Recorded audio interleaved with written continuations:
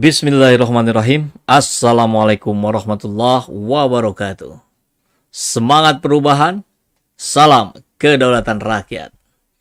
Ya, sahabat HC Channel semua, kita mendapatkan informasi yang mengagetkan dari Kementerian Sosial. Ya, ada staf ahli baru, mungkin baru setahunan yang lalu ya. Dan itu adalah mantan bupati, mana saya lupa ya, Probolinggo atau mana ya. Mantannya itu bukan karena sudah selesai menjadi bupati, tapi karena sudah selesai menjadi napi koruptor.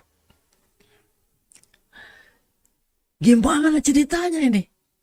Kemensos itu hancur kemarin gara-gara korupsi yang dilakukan oleh Juliari Batubara dari partai PDIP. Nah sekarang gantinya Mensos Risma dari PDIP juga mengangkat staf ahli mantan korupsi. Sehingga saya menjadi bertanya-tanya dalam pikiran saya. Ya, makanya ini dibuat thumbnail ini. Mana belum keluar thumbnailnya. Nah, Bu Risma kok nggak ada benarnya? Atau kalau tulisannya di sini ya. Mantan koruptor jadi staf ahli Mensos. Yakin nggak akan korupsi lagi? Kan itu jadi pertanyaan kita bersama. Kalau misalkan begini, yang bukan mantan koruptor, apakah tidak ada jaminan kalau dia tidak akan korupsi? Ya memang tidak ada. Tapi kalau mantan koruptor, jauh lebih tidak ada.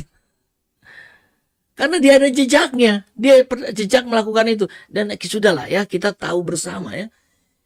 Sudah jadi rahasia umum bahwa di dalam sel, di dalam bui itu, mereka saling bertemu, saling berdiskusi.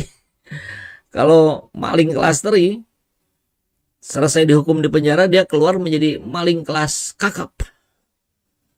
Iya kan? Jadi kalau koruptor, ini bicaranya teori peluang ya. Ini koruptor masuk dengan angka 1 miliar, dia korupsi 1 miliar, nanti dia keluar bisa korupsi 1 triliun. Kan begitu logikanya. Jadi perubahan itu tidak bisa hanya sekedar disampaikan dengan sebuah statement saja bahwa kita akan berubah. Tidak ada. Perubahan itu harus dibuat perencanaan. Plan action. Action plan. Ya, seperti yang ada di buku ini. Ini My Hijrah Journey. Hijrah itu kan kata kunci dasar utamanya adalah perubahan. Perubahan ke arah yang lebih baik. Ini My Hijrah Journey. Jadi ini sebuah perjalanan, ini sebuah proses hijrah itu.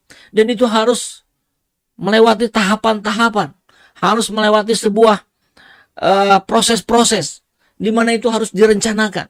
Kalau gagal dalam perencanaan, maka itu sama dengan merencanakan kegagalan. Saya tidak tahu apa yang sedang dilakukan oleh Ibu Risma. Apakah sedang merencanakan kegagalan? Baiknya Ibu beli buku ini dulu. Di sini ada tahapan-tahapannya. Bagaimana ketika orang akan melakukan sebuah perubahan ke arah lebih baik.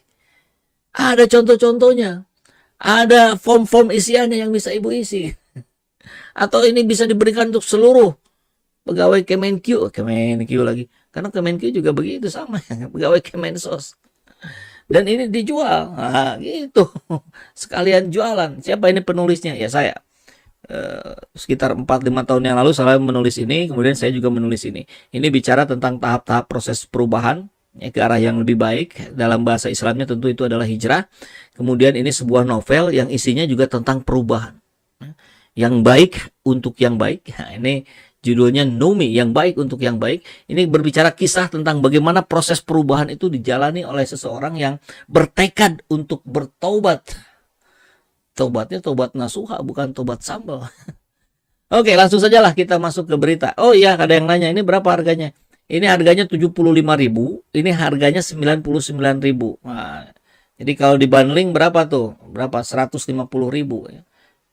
Kan harusnya 170 sekian ya. Kalau dibundling dua ini jadi 150.000. Untuk dana perjuangan.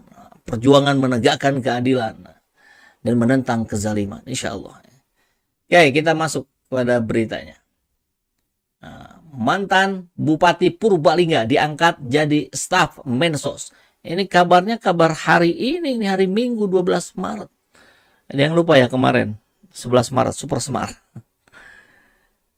Oke, kita gedein sedikit biar lebih kebaca ya. Mantan Bupati Purbalingga Tasdi diangkat menjadi staf khusus Menteri Sosial Tri Risma hari ini mulai 6 Maret 2020. Oh, rupanya baru saja. Baru kalau sekarang tanggal 12 berarti baru 6 hari yang lalu. Alhamdulillah. Oh, saya dipercaya jadi staf khusus Mensos Risma. Mohon doa restunya. Menurutnya jabatan itu adalah membantu Mensos Risma dalam penanganan masalah sosial dan di bidang pemberdayaan warga miskin di seluruh Indonesia. Ngeri ya. Ngeri ya. Julian Batubara itu mengkorupsi warga miskin, uang haknya warga miskin. Jadi sekarang saya lebih banyak di Jakarta untuk membantu Mensos, terkadang keliling Indonesia. Dalam waktu dekat ini saya telah diberi tugas ke Aceh dan Kepulauan Natuna untuk menangani persoalan sosial di masyarakat. Asal tahu saja, Tasdi merupakan Bupati Purbalingga periode 2015-2020. Nah, saat itu dia berpasangan dengan Wabub Hadiah Hayuning Pratiwi. Namun di tahun 2018 belum selesai masa jabatannya, masih setengah barang ya, 6, 7, 8, 3 tahun. Tasdi tersandung kasus korupsi terkena OTT KPK. Dia divonis 7 tahun penjara oleh Pengadilan Tipikor Semarang pada Februari 2019 lalu. Dihukum 7 tahun ya. Sekarang 2019 dihukumnya 2019. Jadi harusnya habisnya itu 2026. Nah, sekarang sudah bebas dari tahun kemarin malah.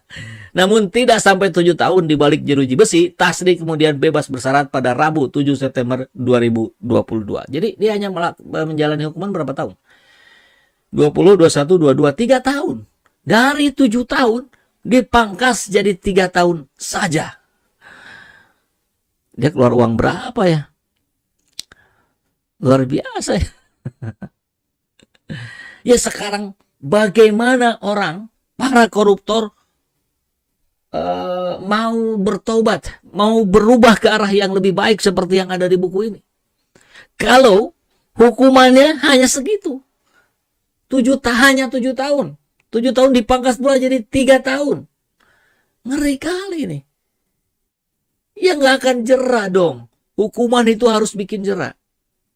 Satu itu. Yang kedua, sudah jadi rahasia umum juga. Orang-orang yang masuk pada sel, apalagi para napi koruptor, konon juga katanya bebas juga keluar masuk. Asal ada piti. Piti itu uang. Bukan sarang heo. Uang.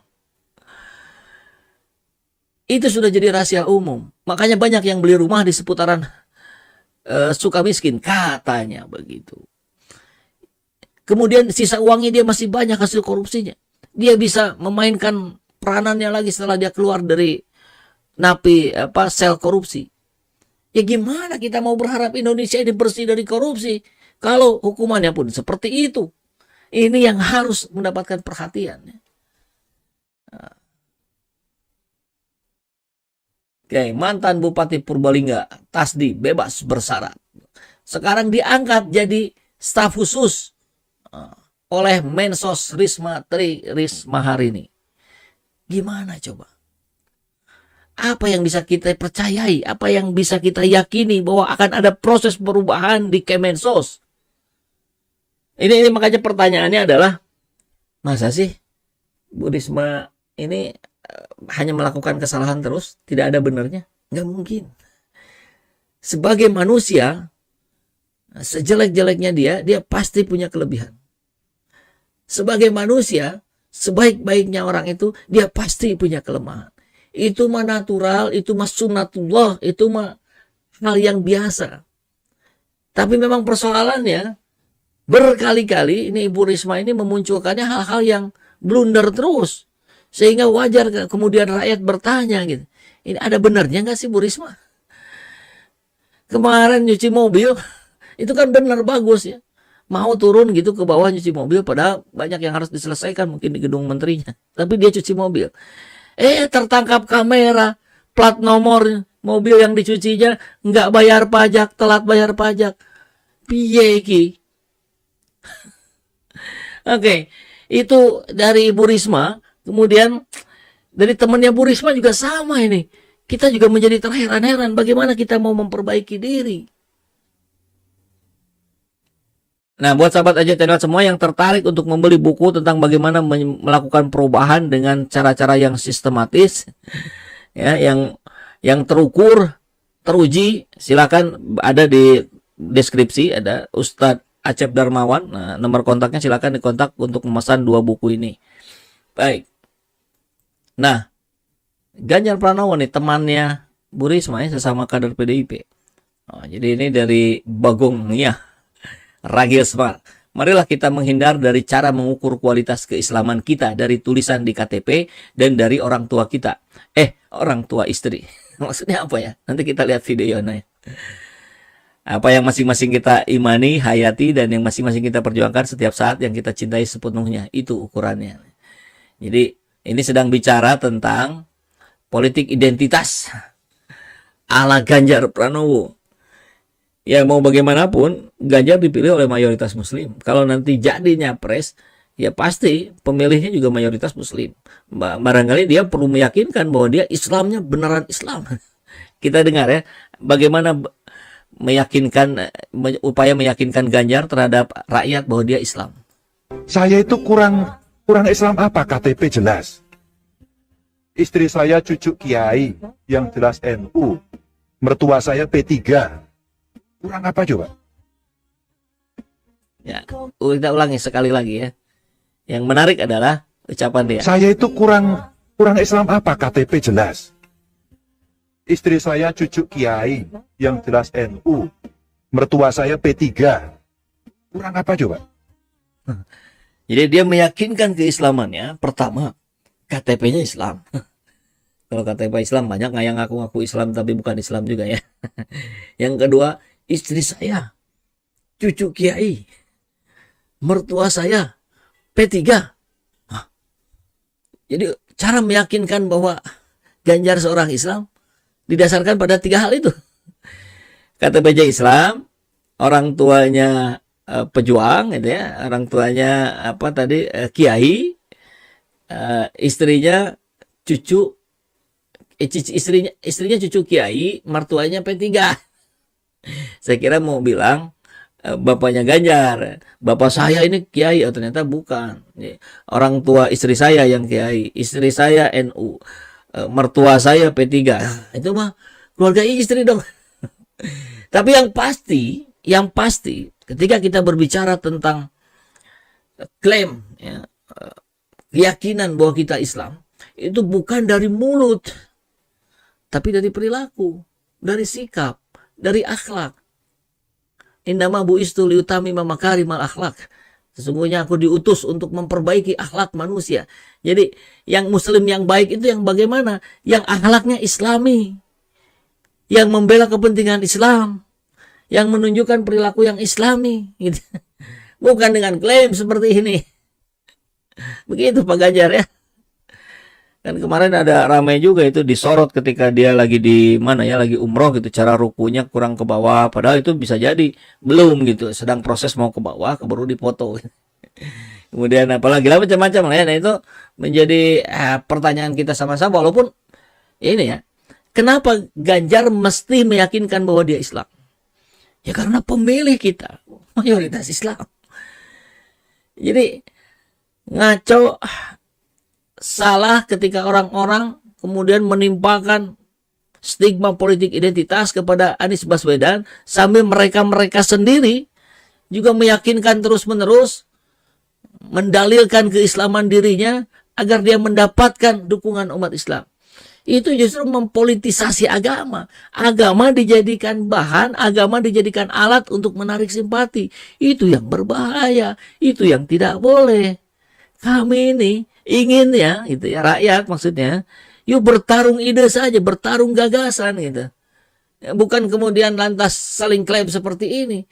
Saya kira, mohon maaf, kalau Pak Anies Baswedan tidak pernah menyatakan saya Islam, bapak saya Muslim beneran, ada. Tunjukkan saja perilakunya yang Islami. Oke, ada lagi nggak?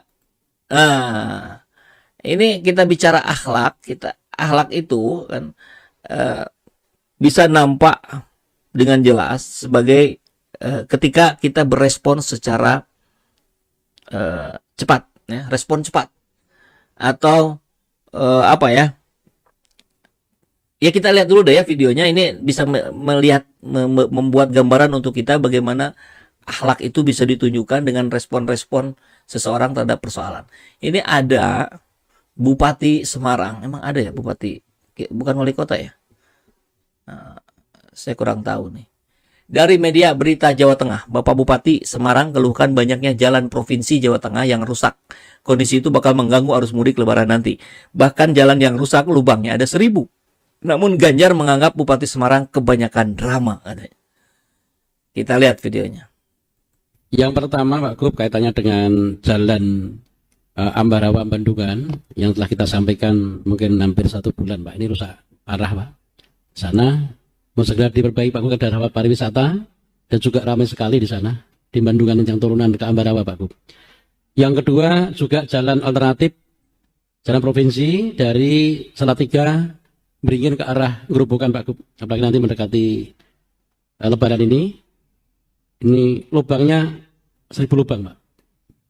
Parah sekali. Senane, mesti orang hitung toh Betul, kira-kira. 1000 lubang lebih Pak. Kita sering lewat sana. Lebih berapa? Tak jak tos-tosan sampean mbek aku. Ayo, aku duwe angkone lho iki. Iya. Intinya banyak ngono toh. Banyak. Ya, enggak usah pakai drama langsung. Iya, siap. Sama drainasenya Pak Gub. Ya. Sama drainasenya. Kemudian yang kedua, sekaligus kami juga menyampaikan, ini di Kaligarang Pak Ande, Kepala PBS, ini juga di samping. Oke.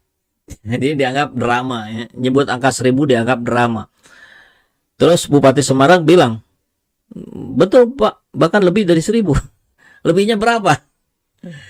Inilah yang kita anggap seorang pemimpin yang tidak mengetahui situasi yang sebenarnya yang ada di lapangan. Sampai tidak yakin begitu. Padahal laporannya begitu meyakinkan. Ya udah, saya kira setelah acara ini harusnya nih langsung turun saja Bupati Semarang dan Pak Ganjar cek satu-satu. Ya, 1, 2, 3, 4. Kan sebesar jempol aja itu sudah termasuk lubang. Tapi begini, inilah akhlak dari seorang pemimpin yang ketika menerima laporan yang negatif itu langsung bereaksi secara cepat, responsif ya. Kemudian langsung menyerang. Wah, dari mana angka 1000? Emang beneran? 1000 lebih berapa? Kan harusnya ketika diberikan informasi negatif, karena jalan provinsi tentu tanggung jawab bupati, tanggung jawab gubernur ya, tanggung jawab provinsi. Ya, oke, terima kasih masukannya. Saya juga mendapatkan informasi yang sama. Informasi yang saya dapatkan jumlahnya di kisaran 850 lubang. Jadi yang Anda sampaikan 1000 itu mohon maaf salah ya. Meskipun demikian, itu 850 tentu jumlah yang sangat besar. Ini menjadi catatan kita bersama. Ini catatan kekurangan kita yang akan langsung kita eksekusi mulai besok hari. Kan keren kalau begitu gitu. Bukan langsung menyerang. Inilah cara-cara pejabat kita yang ketika dikritik, ketika diberikan informasi negatif, langsung dia mencari alasan-alasan gitu.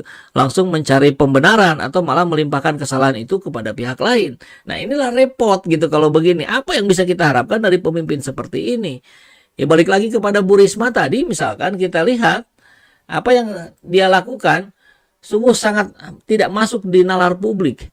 Bu Risma harusnya melihat apa sih kehendak rakyat hari ini. Rakyat hari ini pengen institusi kementerian yang ibu pimpin itu betul-betul menunjukkan bahwa ibu adalah antitesisnya dari Juliari Batubara. Juliari Batubara begitu jahatnya dia mengkorupsi uang hak rakyat miskin. Nah harusnya ibu sebaliknya. Ibu tunjukkan sikap-sikapnya, ibu tunjukkan respon-responnya yang mengedepankan kepentingan rakyat. Begitu gitu. Nah, kalau yang dilakukan sekarang misalkan malah menarik mantan koruptor menjadi staf ahlinya, apa yang bisa kita harapkan kemudian? Bahwa Kemensos akan melakukan reformasi besar-besaran, akan melakukan revolusi. Yang kita lihat gimmick lagi gitu. Nah, kalau ibu baca buku ini, di sini tahapannya jelas, Bu. Nah, kalau ibu WA saya nanti boleh saya kirim khusus gratis ya, walaupun ini harganya 75.000, saya kirim gratis buat ibu biar ibu bisa mempelajari gitu bagaimana sih cara membuat sebuah perubahan yang benar itu, yang sistematis itu ya, karena ingat tadi Ketika kita akan merubah, Kemensos akan berubah menjadi lebih baik, tapi itu hanya sekedar klaim, tapi itu hanya sekedar lip service, ya tidak ada yang akan terjadi. Perubahan itu harus direncanakan. Gagal dalam merencanakan sama dengan merencanakan kegagalan. Assalamualaikum warahmatullahi wabarakatuh. Semangat perubahan, salam kedaulatan rakyat.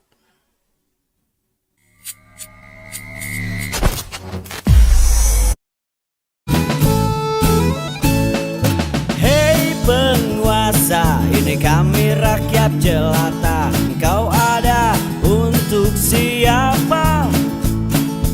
Hei penguasa, ini kami rakyat jelata. Mau sampaikan semua keluh kesah.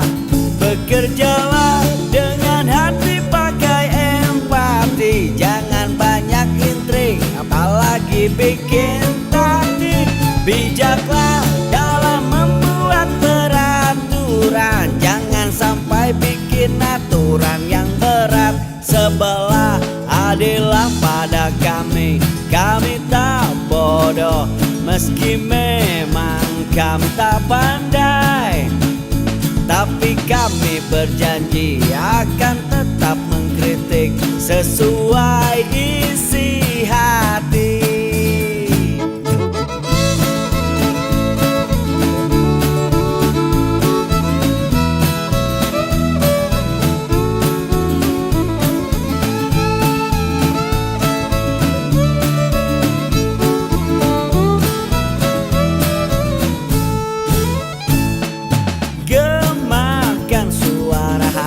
Rakyat jelata, gaungkan harapan rakyat ke penguasa, agar kalian para penguasa adil ciptakan sejahtera. Bekerjalah dengan hati, pakai empati. Jangan banyak intrik, apalagi bikin taktik. Bijaklah dalam membuat peraturan. Jangan sampai bikin aturan yang berat. Sebelah adillah pada kami, kami tak bodoh. Meski memang kami tak pandai, tapi kami berjanji akan tetap mengkritik sesuai isi hati. Adillah pada kami, kami tak bodoh. Meski memang kami tak pandai, tapi kami berjanji akan tetap mengkritik sesuai